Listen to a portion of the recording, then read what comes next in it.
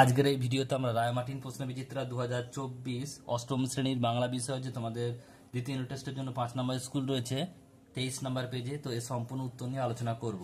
একের দাগে প্রশ্ন বলছে সঠিক উত্তর নির্বাচন করো। একের এক, অচিন্ত্য কুমার সেনগুপ্ত কোন পত্রিকার সঙ্গে গভীরভাবে যুক্ত ছিলেন?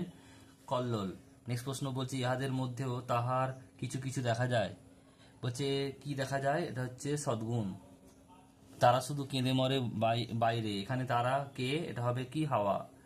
পল্লী সমাজ গতাংশে কত বিঘার মাঠ ডুবে যাওয়ার কথা আছে? 100 বিঘা। তারপর প্রশ্ন তুমি ড্যাশ পাশে এসে দাঁড়াও, কার পাশে? এটা হবে তাহার পাশে। দেখো প্রশ্ন বলছে একটা ডাম্বল আলমারি ভেঙে কার বই নামিয়েছিল? সেজ কাকার। নিঃশ্বাস কেমন করে বয়ে চলে? উত্তাল অস্থির হয়ে। নেক্সট প্রশ্ন বলছে কেবল প্রান্তর জানে তাহা। প্রান্তর কি জানে? এটা খুব ইম্পর্টেন্ট প্রশ্ন। কি লিখবে? কবির হৃদয়ের অজানা কোনো গল্প কাহিনী, অচেনা কোনো স্বপ্ন ঘর বেঁধেছে, তা প্রান্তর জানে।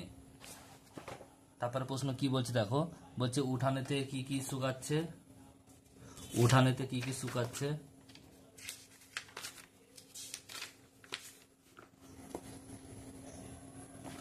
ওটা কি লিখবে দেখে নাও। উঠানেতে কি কি শুকাচ্ছে? উঠানেতে মটর ডাল, মুসুর ডাল, কালো জিরে, ধনে, লঙ্কা ও বলছে মরিচ রোদে শুকাচ্ছে। পরের প্রশ্ন কি বলছে দেখে নাও। পরের প্রশ্ন 3-এর দাগের একটা, যেন একখানি সুখের কাহিনী নানান বলছে আখরে ভরি। আখর শব্দের অর্থ কি? সুখের কাহিনী যে নানান ছবি কবি এঁকেছেন, তার মধ্যে কোনটি তার সবচেয়ে ভালো লেগেছে? 137 নম্বর পেজে রয়েছে উত্তর। বলছে আখর শব্দের অর্থ হলো অক্ষর বা বর্ণ। কবি জসিমউদ্দিন তার গড়াই নদীর তীরে কবিতায় সুখের যে চিত্রগুলি আমাদের সামনে তুলে ধরেছেন, তার সবগুলি মনোমুগ্ধকর। কিন্তু তার ভিতর মাচার উপর ফুটে থাকা লাউ কুমড়ো আর শিমলতা ফুল ও তার নিচে লাল নোটে শাক বিস্তার আমার মনকে সবচেয়ে আকর্ষণ করে। এখানে মনে হয় যেন রঙের এক অপরূপ ঢেউ খেলে যাচ্ছে। তাছাড়া কুটিরের বধূ মেলে দেওয়া লাল শাড়ি এই সৌন্দর্যকে যেন আরো বাড়িয়ে তুলেছে। প্রকৃতির অপরূপ শোভা আর মানুষের হালকা স্পর্শ যেন এখানে মানুষ ও প্রকৃতির একত্বকে করে দিয়েছে। সব মিলিয়ে এক অপরূপ রঙিন প্রকৃতি যেন আমাদের মন ভরিয়ে দিয়েছে। এ যেন এক অদৃশ্য শিল্পীর পটে আঁকা চিত্র হয়ে দাঁড়িয়েছে। পরের প্রশ্ন কি বলছে দেখে নাও। 20 জন কৃষক রমেশের কাছে এসে কেঁদে পড়লো কেন?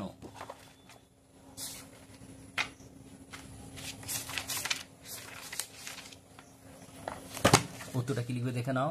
উত্তরটা লিখবে কি দেখো, শরৎচন্দ্র চট্টোপাধ্যায় রচিত পল্লী সমাজ পাঠ্যাংশে 20 জন কৃষক রমেশের কাছে এসে কেঁদে পড়ল কারণ অবিরাম বৃষ্টিতে তাদের চাষের ক্ষেত জলমগ্ন হয়ে গিয়েছে।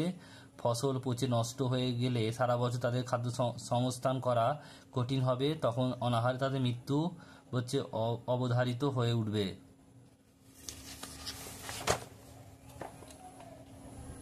পরে প্রশ্ন বলছে গলির মোড়ে একটা গাছ দাঁড়িয়ে গাছ না গাছে বলছে প্রেত ছায়া। বলছে একটি গাছ দাঁড়িয়ে আছে বলার পরেও কেন পরে পংক্তিগুলি গাছের প্রতিচ্ছায়া বলা হয়েছে তা বুঝিয়ে দাও।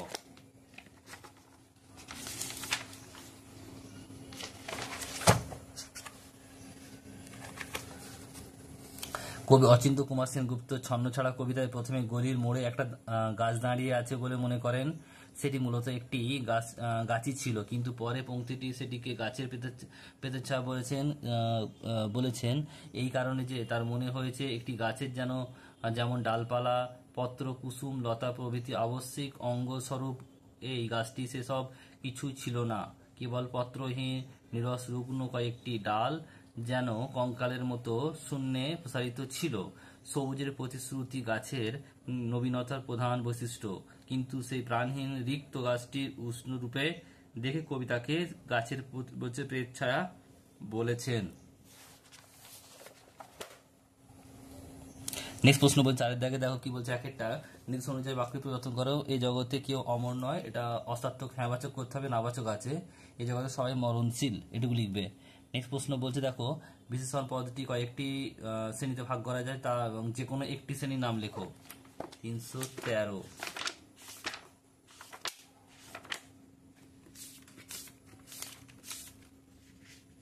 দেখো 4টি ভাগ ভাগ করা যায়, মোট 4টি ভাগে ভাগ করা যায়। বলেছে যে কটি ভাগ করা যায়? 4টি। দেখো কি কি হবে, একটা হচ্ছে বিশেষ্যের বিশেষণ, সর্বনামের বিশেষণ, বিশেষণের বিশেষণ, আর হচ্ছে ক্রিয়ার বিশেষণ। 4টির মধ্যে একটি নাম লিখে দেবে তোমরা। পরের প্রশ্ন কি বলছে দেখে নাও। বলছে প্রদত্ত শব্দটি ভিন্ন অর্থ দেখিয়ে শব্দ পার্থক্য হলো সাদা।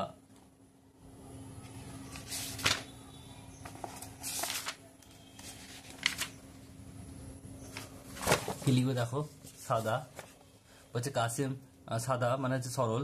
কাসেম আলীর মতো সাদা মনের মানুষ গোটা বলছে খটমপুর গ্রামে আর নেই।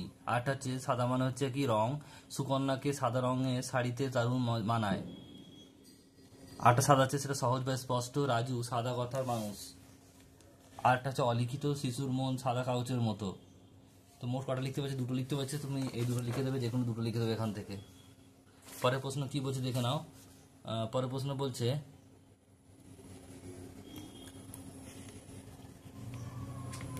5-এর দাগের প্রশ্ন বলছে, দেখো 5-এর দাগের বলছে যে অপু সর্বপ্রথম গ্রামের বাইরে পা দিল। অপু কোথায় কার সঙ্গে যাওয়ার জন্য গ্রামে পা দিয়েছিল? এটা তোমাদের 48 নম্বর পেজে পাবে তোমার টেক্সট বইয়ে। নেক্সট প্রশ্ন পরেরটা বলছে যে মজুমদার বংশের প্রতিষ্ঠাতা দেবতার নাম কি? বিশালক্ষী। তারপর প্রশ্ন পথের পাঁচালী কার লেখা? এটা হবে কি? এটা হবে বিভূতিভূষণ বন্দ্যোপাধ্যায়।